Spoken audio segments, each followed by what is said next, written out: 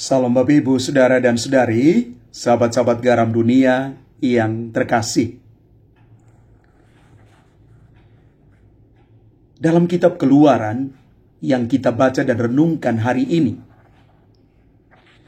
kita boleh merenungkan bersama bagaimana Allah itu sungguh berbelas kasih bagi bangsa Israel. Di tengah jatuh bangun hidup iman mereka, antara percaya dan tidak akan Tuhan, bahkan mungkin kadang-kadang mereka menggerutu dan meninggalkan Tuhan, Tuhan tetap pada janjinya. Tuhan menyelamatkan orang Israel. Mereka menolak Tuhan, tegar tengkuk, bahkan dengan berbagai macam cara mereka ingin meninggalkan Tuhan. Tapi sekali lagi,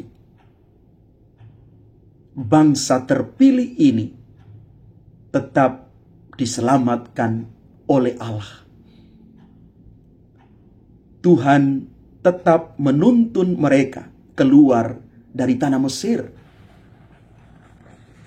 Tanah di mana mereka betul-betul mengalami situasi penolakan. Mereka tidak diorangkan. Bahkan mereka menjadi orang-orang buangan. Kasih setia Tuhan tidak pernah luntur. Karena janji Tuhan bagi orang-orang percaya hanya amin. Hanya keyakinan yang sungguh-sungguh terjadi bagi orang-orang yang sungguh mengandalkan Tuhan. Kalau orang Israel diselamatkan oleh Yahweh, oleh Allah, kita juga pasti diselamatkan. Kita juga pasti akan mengalami situasi diluputkan oleh Tuhan, diselamatkan oleh Tuhan, disembuhkan dengan cara Tuhan yang ajaib. Bapak Ibu Saudara-saudari terkasih, di dalam bacaan Injil yang kita renungkan hari ini dari Injil Matius, Yesus kembali mengingatkan orang-orang Farisi dan para ahli Taurat supaya mereka bertobat. Karena mereka minta tanda kepada Yesus, tetapi Yesus tidak memberikan tanda kepada mereka. Karena tanda sesungguhnya itu adalah kehadiran Yesus sendiri. Tanda yang otentik ada di dalam diri Kristus Yesus. Maka sebenarnya kalau Yesus hadir, itulah tanda sesungguhnya. Maka kalau kita menggunakan bahasa kita, meminta tanda apa lagi? Sementara tanda sesungguhnya adalah Yesus. Yesus mengutuk ketegaran hati mereka. Dan Yesus minta mereka bertobat. Dan mereka melihat Yesus dengan mata baru.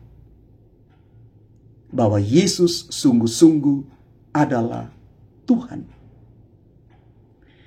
Bapak Ibu Saudara-saudari terkasih, kita juga seringkali minta tanda kepada Tuhan. Ketika kita mengalami kesulitan, tantangan, penderitaan, ketika kita jatuh, kita memaksa Tuhan untuk memberikan jalan keluar seperti yang kita inginkan. Bahkan kita minta tanda, Tuhan tunjukkan tanda kepadaku supaya aku percaya. Maka Yesus juga hari ini minta kita supaya bertobat seperti orang-orang Farisi dan para ahli Taurat yang minta tanda itu. Ingat, sesungguhnya tanda itu ada dalam Kristus Yesus sendiri. maka kita belajar untuk berserah kepada Tuhan dalam segala suka dan duka hidup kita. Ketika kita mengalami situasi apapun dalam hidup ini, kita terus bersandar kepada Tuhan. Bangsa Israel, ketika mereka mengalami situasi yang sulit, bahkan mereka menolak dan meninggalkan Tuhan, Tuhan tidak meninggalkan mereka. Inilah iman akan Kristus, tanda sejati itu yang perlu kita imani dan kita rayakan setiap hari. Inilah iman yang kita amini dan kita hidupi. Maka Santo Bernardus pernah mengatakan ini untuk kita. Bagaimana kita harus beriman. Aku percaya meskipun aku tidak mengerti. Dan aku memegang dengan iman apa yang tidak dapat kupegang dengan pikiran. Bapak Ibu, ini iman yang sejati akan Kristus. Sekali lagi, bukan kita minta tanda kepada Kristus, atau kita datang kepada Yesus ketika kita mengalami situasi sulit.